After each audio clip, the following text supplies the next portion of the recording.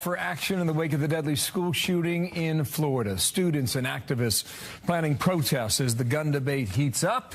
And we're also getting new reaction from the White House at this hour. It's Monday. It's President's Day. Good Monday morning. Brand new hour here in America's Newsroom. I'm Bill Hemmer, and a big welcome to you. Thank you very much. How was the first hour, okay? It went pretty well. Got through it? The split gone, yeah. Nicely done. Welcome, Alicia. Thank you, Bill. I'm Alicia Acuna. In for Sandra Smith. Organizers are mobilizing students and teachers to conduct sit-ins, walkouts, marches to protest gun violence in schools. Survivors of last week's shooting say it's time to make schools safer. People are saying that it's not time to talk about gun control, and we can respect that. Here's a time, March 24th, in every single city. We are going to be marching together as students begging for our lives. This isn't about the GOP, this isn't about the Democrats, this is about the adults. We feel neglected, and at this point, you're either with us or against us. Well, meanwhile, the White House planning a listening session that'll happen later this week as those students call for action. President Trump last night saying he supports changes to some background checks. So what's that story? Griff Jenkins is live in Washington. What is the White House saying, Griff? Good morning, guys. You know, we've seen this movie before, a push for gun control following tragic events, and it loses steam and nothing gets done in Washington. But maybe because of these students, things will be different this time. They rallied all weekend. They took to the airways in full force. And after just a few days of intense pressure, the White House announces the president will hold a listening session with students on Wednesday. And last night, the White House issuing a statement saying the president spoke to Senator Cornyn on Friday about this bipartisan bill to strengthen the FBI's database system, saying that while discussions are ongoing and revisions are being considered, the president is supportive of efforts to improve the federal background check system. Then Deputy Press Secretary Raj Shah elaborated a little more this morning. Right now, you have a bit of a patchwork in which local communities and states give information to, one system. Our budget has an increase for 200 personnel to help staff that system. We want to make sure that the background check process is fully staffed, that all information gets in. Very interesting. We'll see what Senator Cornyn has to say perhaps later today or this week. And Griff, what the students are doing, this is unlike anything I've seen in the aftermath of a school shooting in this country. What's the likelihood that these students are going to succeed? Good question, but it would be a big deal if it did, and the rallies continue tonight. The real test is whether the momentum lasts through next month's March and all the way to the midterms as they take this message to state capitals in D.C., targeting elected officials and special interest groups. Our elected officials need to get together, overcome their political differences, and get some things done because they need to save the future of our country. And the future of our country are those children that are currently dying because politicians refuse to take action and continue to take money from these special interest groups. No, the NRA has not commented since the shooting, but it's also important to remember, Alicia, that President Trump has been supportive of gun control measures in the past. We talked about it on the campaign trail. Maybe, just maybe, this time, things will be different. We'll see. We will have to see. Griff Jenkins in Washington. Thanks, Griff. Questions for the FBI, too, right now. Feeling the heat over the massacre in Florida, failing to investigate warnings that crews had guns and wanted to kill. Stephen Hayes, editor-in-chief, Weekly Standard, Fox News contributor. Steve, good morning to you. We'll get to the Russia matter in a moment here, but there are two incidents that we know of for the FBI. Well, when an American citizen calls the FBI, I mean, that is quite a step. I mean, you used to think about local police or even the superintendent or the principal. In addition, police were called to his house 20 times. Who knows what the school knew or anyone else in that community, but I mean, it really stuns you. And I think it leaves you asking the question, what can we do when something is so obviously disturbed in society? Well, this really is a sort of a wake-up call. I mean, this was a kid who seemed to be holding a red flag himself and was waving it at every possible minute. You have this slogan, if you see something, say something. And in this case, many people did say something. But then it's up to the authorities to actually act on what they've been told, whether you're talking about the FBI and federal law enforcement, whether you're talking about local law enforcement, the schools, and others. And obviously, in this case, this was somebody who just didn't get the attention that he needed early on that might have prevented something like this. Does Christopher Wray survive this at the FBI? If he does, I imagine there's a hearing in Congress that It's got his name all over it. Yeah, I think he should be asked hard questions about what the field offices in Florida did or did not do in this case, and have to answer those questions before Congress and in front of the public. That said, this is pretty distant from him. He wasn't in office when those calls came in. He'll have to explain the processes and procedures. Fair point. But I think it's hard to lay this on him. Fair point there. Okay, now let's talk about Russia. Weekly Standard editorial. The closing paragraph goes like this on screen. A real Trump rally regularly attracted 15,000 Floridians. A fake Russian organized Trump rally attracted 15. If the rest of their efforts were similarly impotent, the red troll army starts to look not so much ominous, but humorous. It's hard to credit that particular Ruski-funded endeavor with having any impact at all, let alone swinging an election. The Ruskies.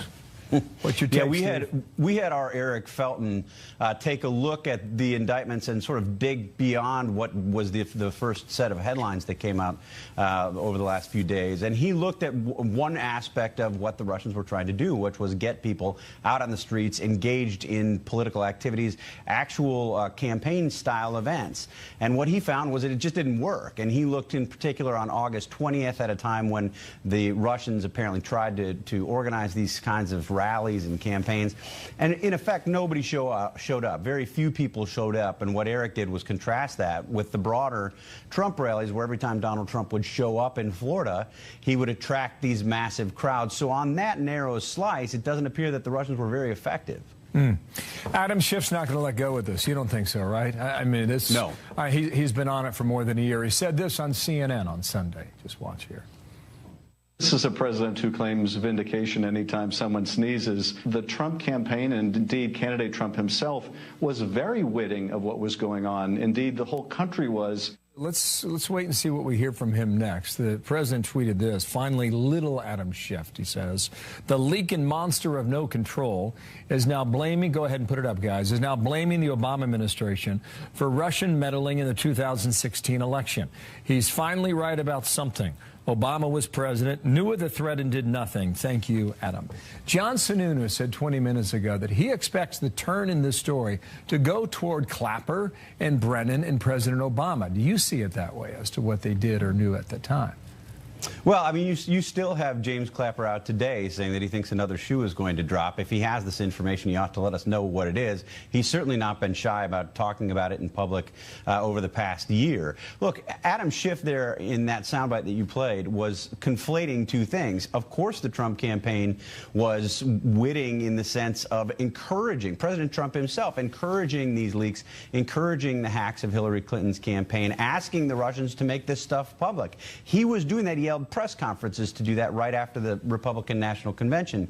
At the same time, that's not what this indictment is about. This indictment is about specific things. It's about the trolling, it's about the social media presence, and it's about organizing these activities. And I think on this narrow slice, as I say, this is not the collusion that people like Adam Schiff were talking about from the beginning. It's early. We'll learn more. If anything that we've learned about Robert Mueller's investigation is that he's running a very tight ship. We haven't heard leaks about these things before they happen.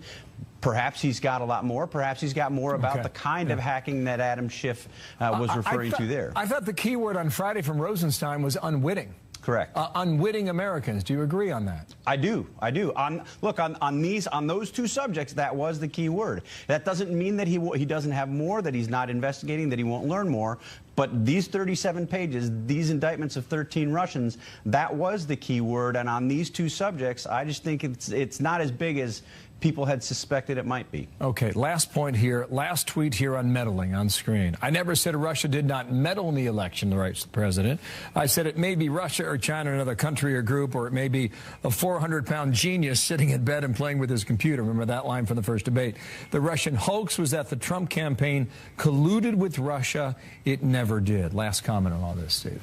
Yeah, I don't agree with the president there. I think he's said and implied several times that this whole thing was a hoax, not just the collusion narrative, but the whole thing was a hoax. You remember when he talked to Vladimir Putin, and Putin said, "I didn't do it," and the president then conveyed those words to the American public, saying he said that he didn't believe it. He said very strongly that he didn't do this. I think the president has left the impression repeatedly that Russian meddling itself was a hoax, and it wasn't a hoax. There was Russian meddling. We'll learn how great and how significant an impact it had.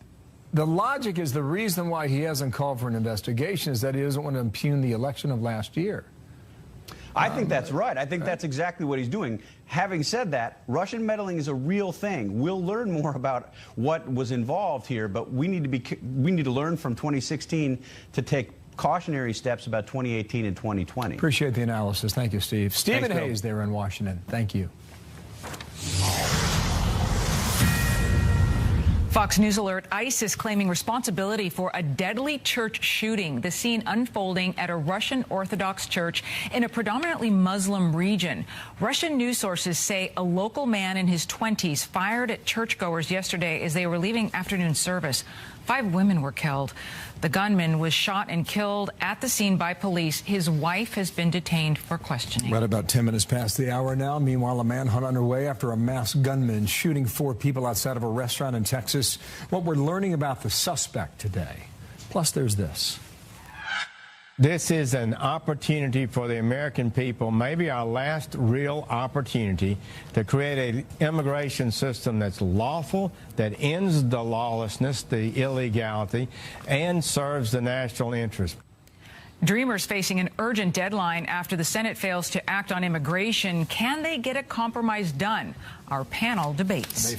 March 5th, rather, is the deadline. Israel's prime minister feeling the heat as more Israeli officials arrested on charges of corruption. What Prime Minister Benjamin Netanyahu is saying about that this morning. 15 past the hour, 4 people injured, including a 6-year-old boy, when a masked gunman opened fire outside of a steakhouse in Texas yesterday. The suspect's still at large. Police believe they do not believe it's a random shooting. The victims are all from one family, 2 of them listed now in critical condition. And the president's absolutely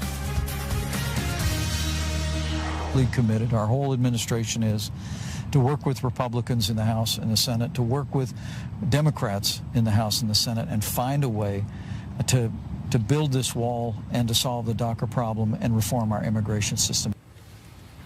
Vice President Mike Pence speaking about immigration reform while touring the Rio Grande Valley sector of the southern border. This comes as a battle over border security and DACA stalled in the Senate last week, which threatens to complicate a looming fiscal year spending bill.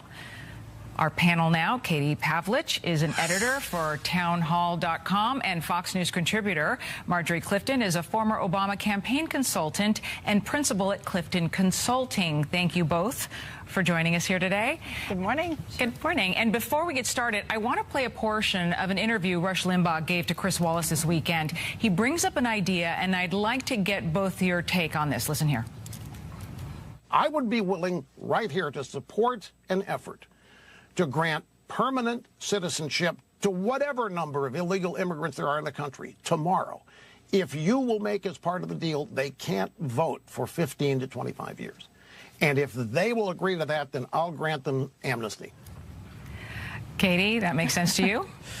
Well, Rush Limbaugh does have a point, but that's not a serious proposal that is on the table legislatively. Look, Democrats are never going to allow a Republican president to claim victory on amnesty because it threatens their liberal voting base. They believe that the Hispanic vote is theirs for the taking, and if they allow Republicans to dig in and offer that community and some wins on the illegal immigration front and the amnesty front, that definitely pulls away from their political perspective. But I just want to say, in terms of this DACA debate, we've gone from trying to fix DACA to overall now doing comprehensive immigration reform, and we're learning again that it is more complicated than everyone has let on. And from the White House's perspective, they've already put their compromises on the table, and it's time for the House to do their job. And Marjorie, I just want to get your take on what you heard Mr. Limbaugh say. Yeah, I mean, I think if Republicans feel like they are truly doing right by the people that they're serving, they shouldn't be afraid of people voting.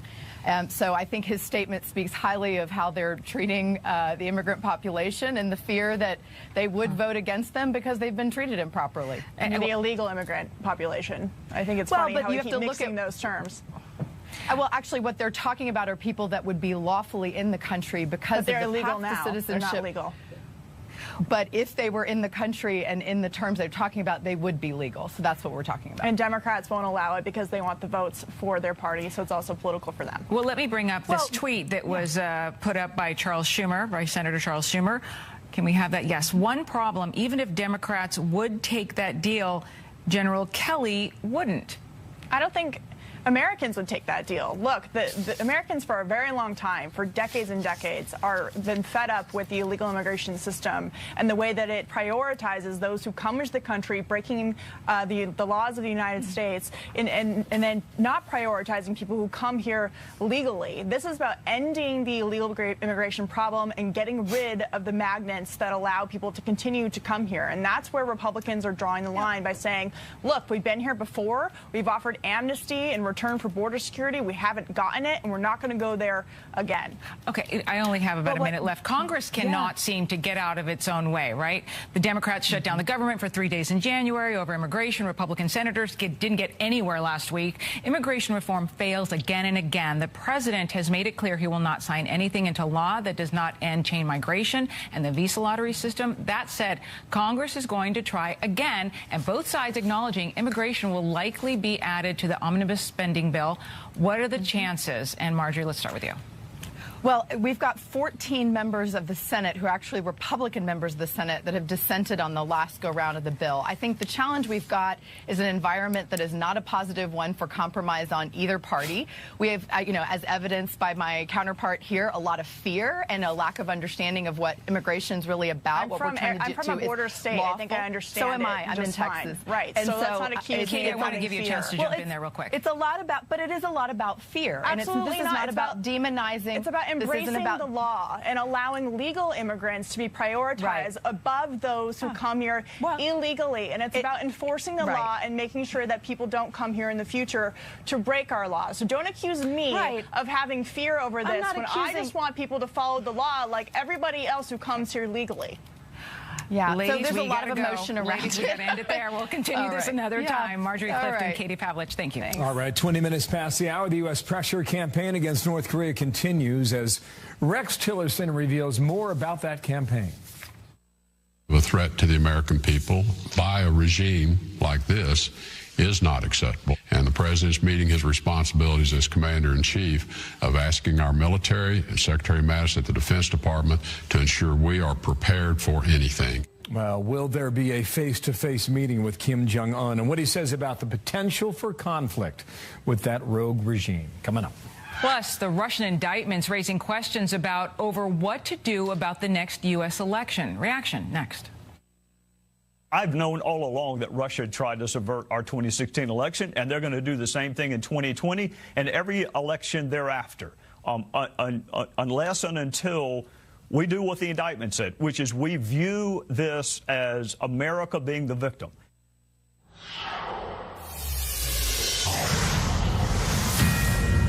Israeli police arresting associates of Prime Minister Benjamin Netanyahu in a growing corruption scandal.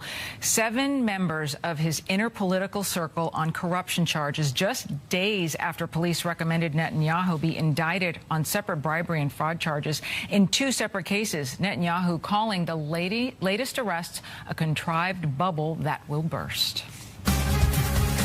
Secretary of State Rex Tillerson, long interview on 60 Minutes, signaling North Korea is open to talks with the U.S. If Pyongyang initiates the dialogue, the U.S. may do the same. And that's not all he said either. Rich Edson live at the State Department now. Rich, good morning there. In the past, this is what North Korea wants, right? Face-to-face talks. How real is this possibility?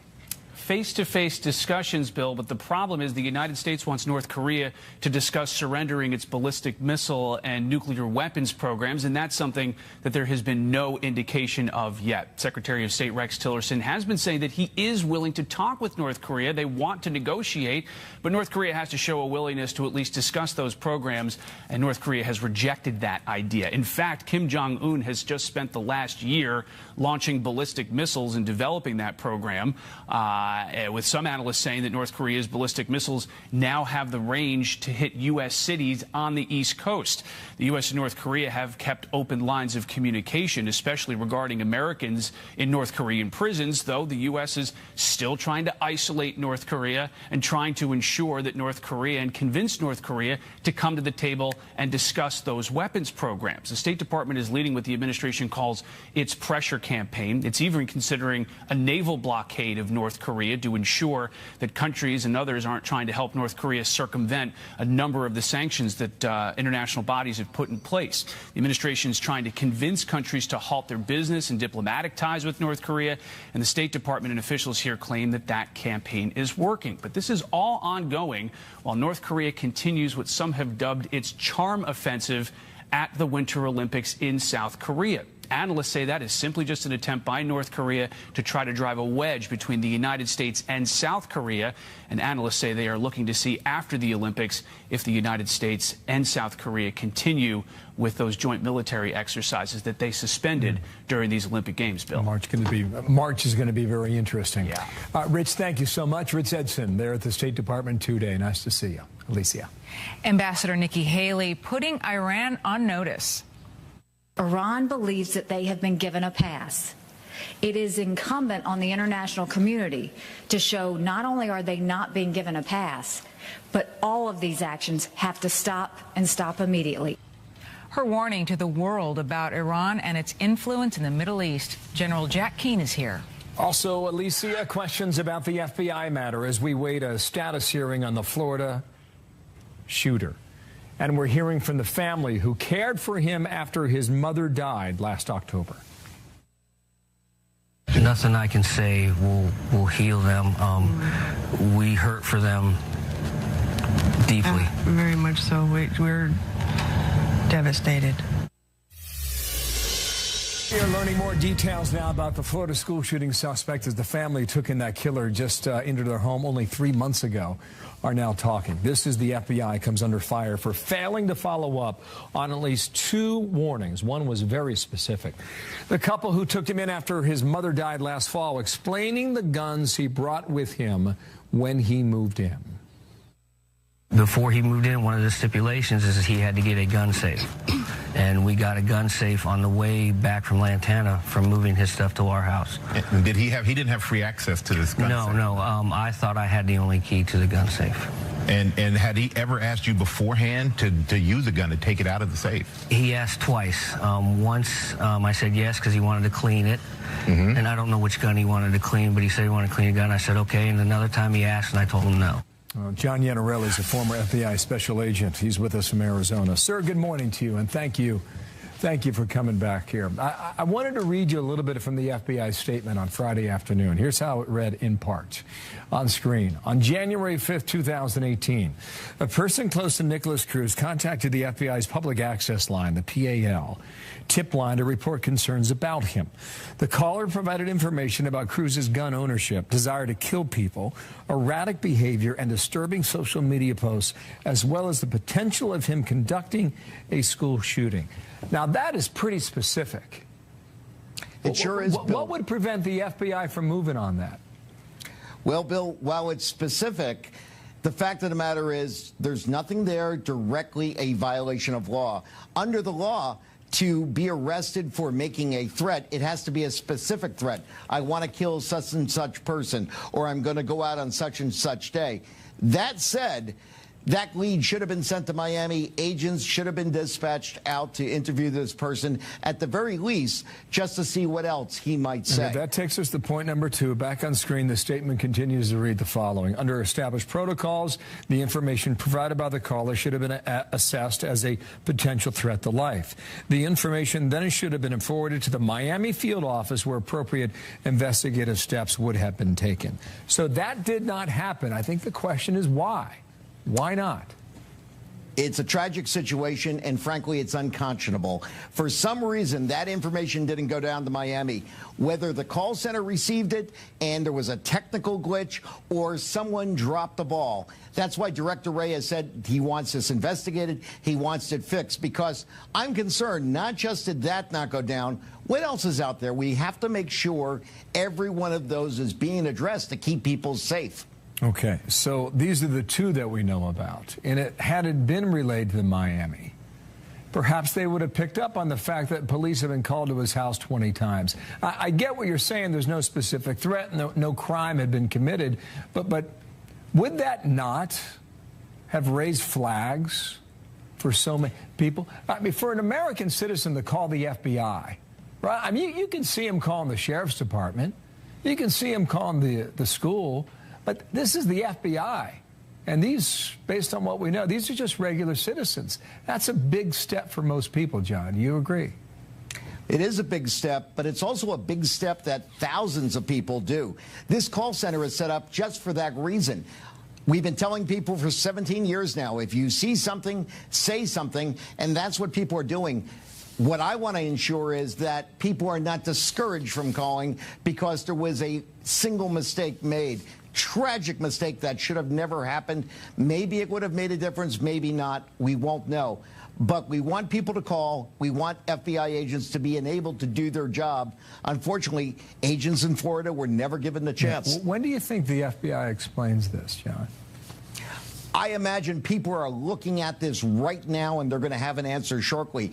Director Wray understands that the FBI is under fire from all sides these days. This has to be addressed immediately, and I think it's just a short matter of time before we hear the answers. Rick Scott, the governor in Florida, jumped on this right away. He said the following: we constantly promote see something, say something, as you just mentioned. And a courageous person did just that to the FBI, and the FBI failed to act. See something, say something is an incredibly important tool, and people must have confidence in the follow-through from law enforcement. The FBI director needs to resign, end quotes. I don't see how. Go ahead. Well, I don't see how Director Wray resigning solves anything at all. Director Wray's been in office a short period of time, and under his leadership, we've already seen changes in the FBI, changes in FBI leadership, which is exactly what this comes down to. Somewhere along the line, someone leading the operation, whether it be high up or on the scene, needs to ensure all of this is being followed. If there's a problem, it needs to be fixed. Director Wray's shown that he's the man that is willing to make change in the FBI. Were you as stunned on Friday afternoon as so many others were when that news broke? I was not only stunned, I was heartbroken. I will tell you, after my 21 years in the FBI, I have yet to meet an agent that does not want to go out every day and help protect people. I know there's agents in Miami in every office that would have loved to have received that sort of information, the chance to protect people. It's an unfortunate situation. Imagine what sort of gut punch it was to those folks in Florida, too, and I know you do, John. Thank you for coming on today. John Iannarelli there from Arizona. Thank you, sir. Thank you. New concerns over the possibility of Russian interference in the upcoming November midterm elections after Special Counsel Robert Mueller's recent indictments against Russians for presidential election meddling. Peter Ducey is live in Washington. Peter, what's the vulnerability election officials are most concerned about ahead of the midterms? It's exposing personal information that voters share with their states. I think most of us have come to the conclusion the biggest risk at the moment might be the voter registration lists, because those are the ones that are most frequently online and managed online in a variety of different ways. Secretaries of state from across the country have descended on D.C. over the long weekend to strategize about the best ways to minimize interference in the midterm elections in 2018. And they got to see part of the Russian playbook on the first day of their conference. There was one piece of information in the Mueller indictment. I mean, there's a lot there, but there's one that I thought was particularly relevant to this discussion, which is that was $1 million a month operation. So that gives me an idea of the resources that we're working against. And since most of that money was spent on propaganda, that is what secretaries of state seem most concerned about stopping. Alicia. And what about the feds? Have federal officials offered to start administrating elections instead of the states? No, the DHS secretary briefed these state officials in D.C. this weekend, and there was no talk yet about a federal election takeover.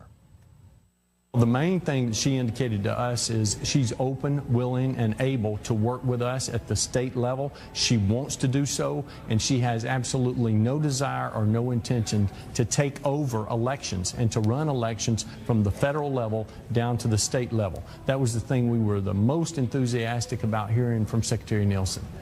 Secretary Merrill's Alabama is one of the 21 states that Russian hackers tried to breach in 2016, but he insists there is no evidence that any ballots there were ever changed. Alicia. Thanks, Peter. Peter Ducey in D.C. Vice President Mike Pence now responding to Joy Behar, ABC co-host of the show The View, after she mocked his claims that he talks to Jesus. He said this.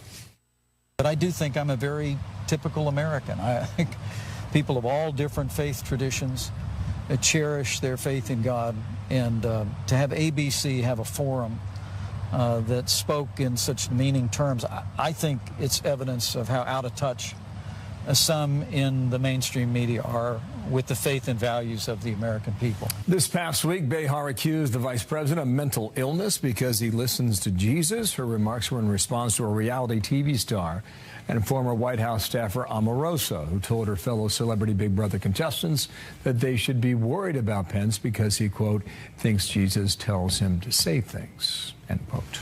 Alicia. A status hearing for the accused Florida shooter now underway. Nicholas Cruz is not there, but his attorney is asking for a continuation. We will bring you any developments from the courtroom. Also, the president says he will support some changes in background checks. So what would that legislation